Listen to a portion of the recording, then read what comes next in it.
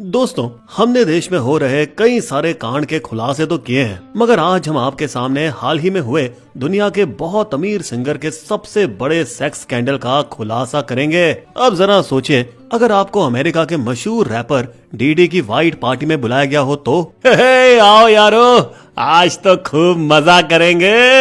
शायद इस पार्टी में आपको अमेरिका के बड़े बड़े सेलिब्रिटीज जैसे टाइटैनिक वाले लियोनार्डो डिकैप्रियो, सिंगर जेजी, अशर या फिर पॉपुलर करदाशियन से कंधे मिलाने का मौका मिलता।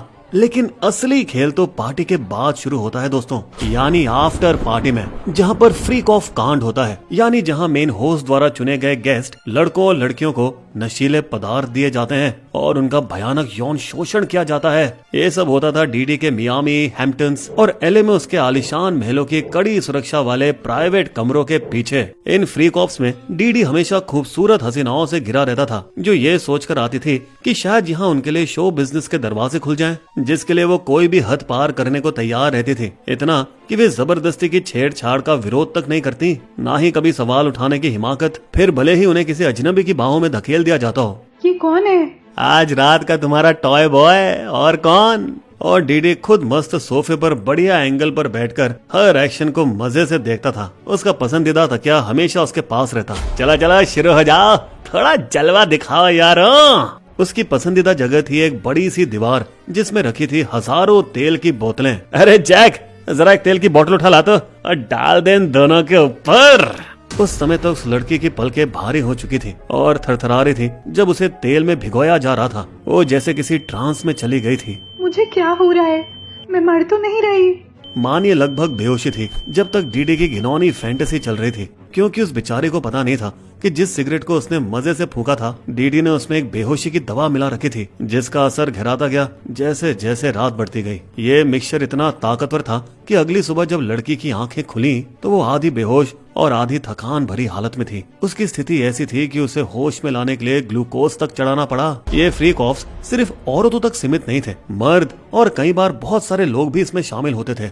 दोस्तों, इससे पहले हम डीडी की गरीबी से अमीरी तक की कहानी और उसके पीछे छिपे राजों पर से खुलासा करें, थोड़ा सा आप हमारे चैनल को सब्सक्राइब और बेल आइकन तो जरूर दबाई दीजिएगा।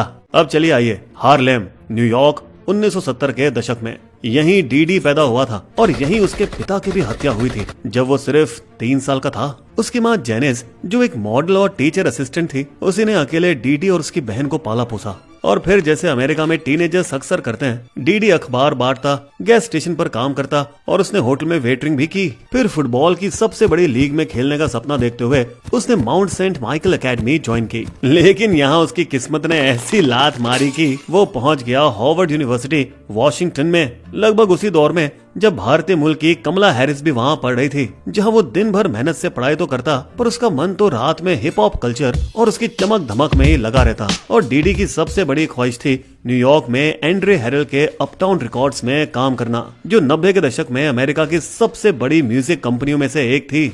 और वहाँ एंट्री दिलाने वाला एक ही शख्स था, rapper Heavy D, Dwight Myers, जिसके साथ डीडी एक बैकग्राउंड डांसर के तौर पर काम कर चुका था। यो डी प्लीज यार, बस एक बार लगवा दे यार इस कंपनी में। आखिरकार हेवी डी पिघल गया और उसने अपटाउन रिकॉर्ड्स में डीडी को इंटर्नशिप दिलवा दी, जहां डीडी ने कस के मेहनत की, कई बार हफ्तों में 80 घंटे तक काम किया। साथ ही वो वॉशिंगटन जाकर यूनिवर्सिटी की पढ़ाई भी करता था। अपने पैसे बचाने के लिए वो ट्रेन के वॉशरूम में छिपकर सफर करता था और किस्मत की बात देखिए, वो कभी पकड़ा नहीं गया। उसकी पहली बड़ी कामयाबी थी एक बड़े बैंड के गाने का सुपर हिट रिमिक्स बनाना।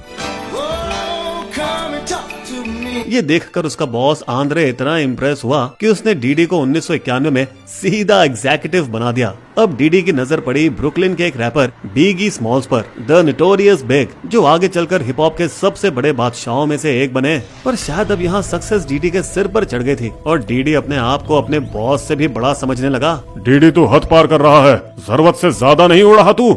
और बॉस ने सीधा उसे बाहर निकाल दिया। मगर इससे डीडी को कोई फर्क नहीं पड़ा और उसने अपना खुद का लेबल बैड बॉय रिकॉर्ड्स शुरू किया। यहाँ तक कि उसने अपने बॉस की कंपनी से बीगी को भी उठा लिया और बीगी का पहला album Ready to Die launch किया, जिसने उसे उसकी जिंदगी का असली सफर दिखाया, एक ड्रग डीलर से लेकर रैपर बनने तक। एल्बम ने कई रिकॉर्ड तोड़ दिए और 1995 के सोर्स अवार्ड में कई अवार्ड्स जीतकर दोनों को सुपरस्टार बना दिया। लेकिन यहाँ मामला तो तब बिगड़ा जब एक और बड़े रैपर ट्यूपैक शुक्र की हत्या हो गई, जिसके लिए बिगी को दोषी ठहराया जा रहा था और जिसकी कीमत बिगी को अपनी जान देकर चुकानी पड़ी। ट्रैफिक सिग्नल पर हुई उसी शूटिंग स्टाइल में जैसे ट्यूपैक मारा गया था। बिगी की मौत ने डीडी को अंदर तक तोड़ दिया, लेकिन उसने इस दर्द को खुद पर हावी नहीं होने दिया, बल्कि उसने पहली बार माइक उठाकर एक रैप बना डाला बिगी की याद में और जिंदगी में आगे बढ़ने के लिए।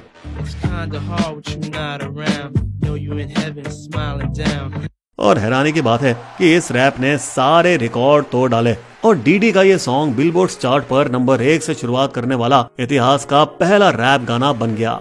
इस गाने के साथ साथ उसके debut album No Way Out ने भी ग्रैमी अवार्ड जीते। ये सब डीडी ने कभी सपने में भी नहीं सोचा होगा, जिससे डॉलर्स की ऐसी नदियां बहने लगी कि डीडी ने अपना बदनाम हैम्पटन बंगला खरीद लिया और शुरू कर दी अपनी बदनाम वाइट पार्टीज।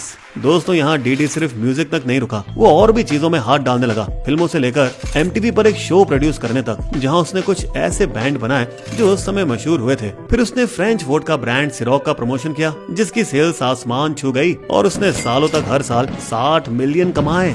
2022 तक उसकी कुल संपत्ति 1 बिलियन पार कर चुकी थी और वो हिप हॉप के सबसे अमीर शख्सियतों में से एक बन गया। लेकिन इस ताकतवर सिंगर की जिंदगी में बड़ा मोड़ तो तब आया जब उसकी एक्स गर्लफ्रेंड कैसी वेंचुरा ने, जो कि उसके फैशन ब्रांड का चेहरा भी थी, उसके खिलाफ केस फाइल कर दिया।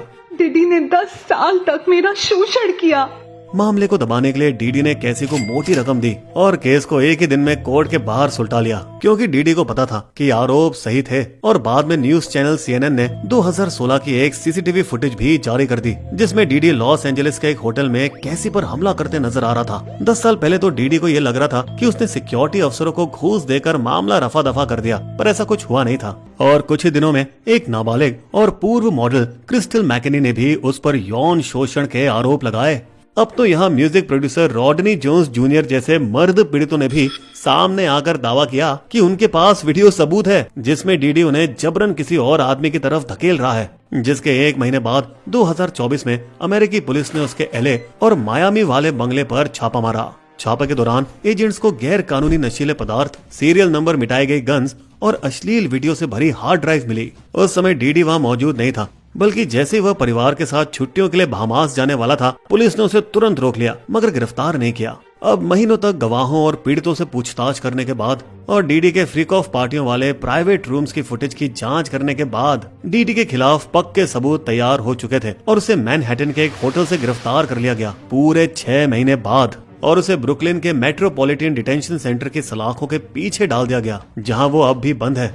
दोस्तों, बता दे, डीडी ने सिर्फ केसी के मामले में माफी मांगी है। मैं केसी पर हमले की पूरी जिम्मेदारी लेता हूँ, मुझे खुद पर घिन आ रही है, मगर बाकी मामलों में वो अकड़ में रहा और पल्ला झाड़ता रहा। माय लॉर्ड, ये जलने वालों की चाल है, सब साजिश है। जेल से बाहर निकलने की बेताबी में डीडी ने कोर्ट के सामने गिड़गिड़ाकर एक ऑफर दिया, सर ले लो मेरे 50 मिलियन के बॉन्ड, मेरा मियामी का बंगला, मेरी माँ का घर भी गिरवी रख लो, मेरा प्राइवेट जेट सब रख लो, सर एक GPS मॉनिटर लगा दो, पर भगवान के लिए मुझे बेल दे दो। जिस पर कोर्ट ने जवाब दिया, तुमने जांच में अड़चन डालने की कोशिश की, पीड़ितों से बार बार संपर्क किया और उन्हें प्रभावित करने की कोशिश की, बेल नामंजूर।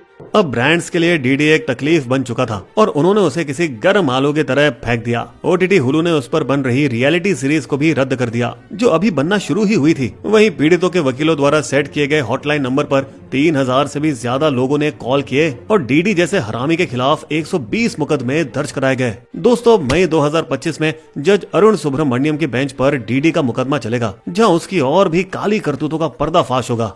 बिस्बो की शायरी, अर्श से फर्श पर आ गिरी करोड़ों की दुकान, सलाखें अब गिन रहा डीडी सुबह शाम, नहीं मिलता मौका सबको बनाने खुद की पहचान, पर हवस ने छीन लिया उसका ये गोल्डन चांस।